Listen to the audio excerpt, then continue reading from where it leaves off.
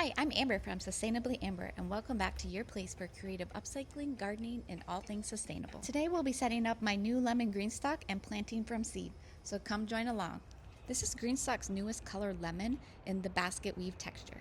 Back in March, I was able to visit their headquarters and got a little sneaky peek at this new color. As an affiliate, my discount code is Amber10, which saves you $10 off every $75 or more at GreenStalkGarden.com. I've been a customer since 2021 and I truly love their products and the people running this amazing company.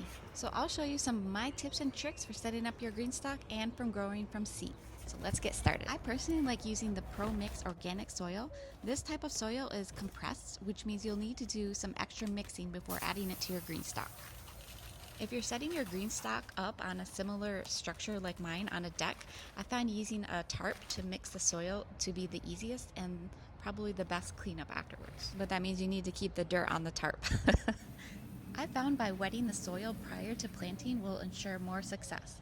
Don't allow the soil to become completely logged with water, but give it a light enough watering so the soil can form a slight ball. I also like to sprinkle in some of my own worm castings as well, and this will provide nourishment for the plants for the rest of the garden season. Back in March when I went to visit the GreenStalk headquarters, we also went to Dollywood with the team. So I actually got this yellow hat while I was there because I knew the yellow GreenStalk would be coming out soon. And I just get quite a tickle that the hat actually matches the planter. So I'm wearing it to show y'all. All right, now let's add the soil to the GreenStalk.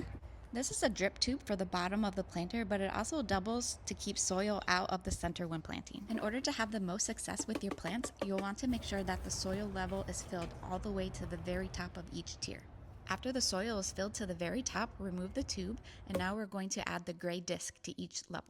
It's very important to note where the holes are in each of these discs. You'll need to match up the hole with the pocket.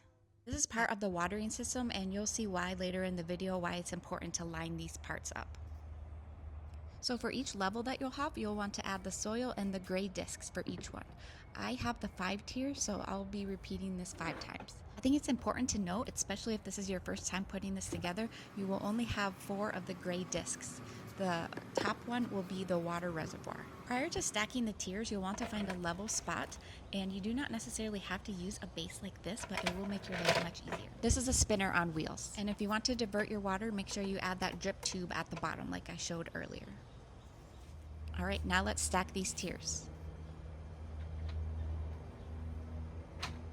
Once you hear that little click, you'll know that it's leveled.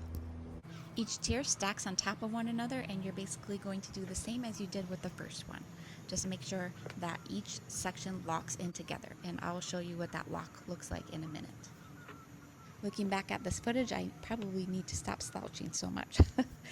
But it is to show you that one person alone can do this. If you have a second person to help you, it probably would make the process go a little bit easier, but it's definitely doable with one person. When adding the final tier on top, make sure that one does not have the gray disc in the middle. Now let me show you what that lock looked like that I talked about earlier in the video.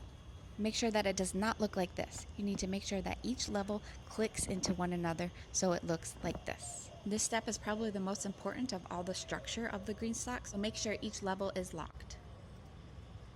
As for the top, we need to add the water reservoir, and just like each level, this will also lock into each of the corresponding levels below it. So in my opinion, the most unique thing about having a GreenStalk is their proprietary water system. So all you need to do is add water to the top reservoir, and that water will drip all the way down to the very bottom of the GreenStalk, ensuring that each level is watered properly. So here's a more close-up version, but once you add the water, it funnels down the middle section and also down the small holes around the edge. The water moves down into the soil below and also into those gray discs to make sure that the water is dispersed properly into each pocket. And any excess water drains from the base of the GreenStalk. I like to save that water to use for future things. If you're able to start your plants from seed, you'll probably save a lot more money. So I started these seeds about a month before I put them into my GreenStalk. And all these seed starter kits are also made by GreenStalk. They're completely amazing. They have been a game changer for me for gardening this year. Very, very cool if you want to check them out. I could have planted these before I assembled the GreenStalks on the tier, but I'm hardening them off, so that's why I haven't planted them quite yet. And my helper did help me as well, the one that you saw at the beginning. After hardening off my seedlings for about a week, then it was time to add them to my GreenStalk. These are the seed starter kits again, and they are amazing. They just pop right out.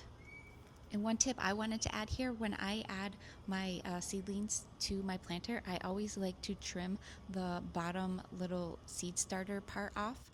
And I'll show you about right here, these two little end pieces right here. I think that gives the plant a bit more of a healthier start, and so none of the leaves are actually touching the soil. So this clip was on June 4th. This one was on June 18th. I actually provided a little chopstick because they were kind of getting a little floppy. And then very quickly, a few weeks later, on June 26th, which is right here in this photo, you can see they were almost completely filled out. I hope you found this video to be helpful in setting up and any little extra tips and tricks that you may have learned along the way. I really absolutely love my GreenStalks, and I always love talking about them. So thank you for joining me along today, and please come back for all the sustainable things. Cheers!